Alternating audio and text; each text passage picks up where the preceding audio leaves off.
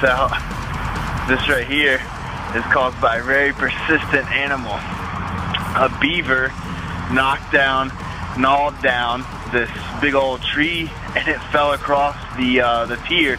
So it basically is destroying what's left of this dilapidated pier at the Reynolda Swamp or the Beaver Swamp, whichever you want to call it.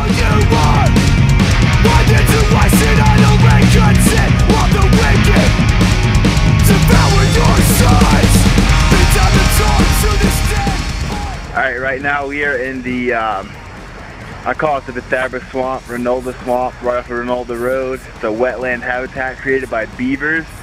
So one small animal like a beaver has created this entire habitat behind us. This, let's see, other way. This whole habitat, this wetland habitat they created by damming up streams and making it into something like this. So they created the habitat that they needed to survive and sustain themselves. And this is one of the places where we've come to film quite a bit. We filmed our episode, What's Creeping While You're Sleeping. And you can find it on further down in the channel, in the playlist.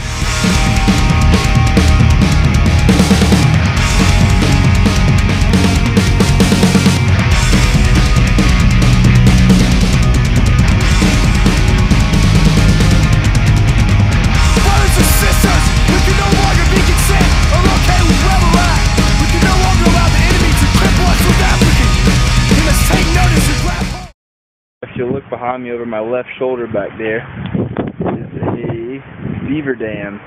And like I said before, that's what created most of this habitat, beavers and muskrats. They help kind of maintain this area, and they repair their dam. You see, as we've seen, kind of pieces where they've chewed up the trees and the bark. And they do that partly to eat some of the bark and partly to use pieces of it to repair their dam. It's really cool how God created this animal very specifically for a certain habitat, and by Him creating this habitat that's suitable for Him, it provides an ecosystem for all these other little guys like the mosquito fish and all the birds that are in here, all the the amphibians and things like that. So the actions of one thing has influenced all these other guys. Think about that with your relationship with God. Your actions can influence those around you, by seeing people living out the gospel, by actually being Christ-like, being imitators of Christ. We can be a good influence on the world and not just be the condemnation end of Christianity, but we could actually be, people that are telling the truth in love, people that are actually living a Christ-like life. Your life will reflect a sermon much more than the words that you say. The life that you live will probably speak a lot louder to an unbeliever than you just preaching sermon after sermon to them. And that's not to diminish the preaching of the word. It's just saying you need to back it up with your lifestyle.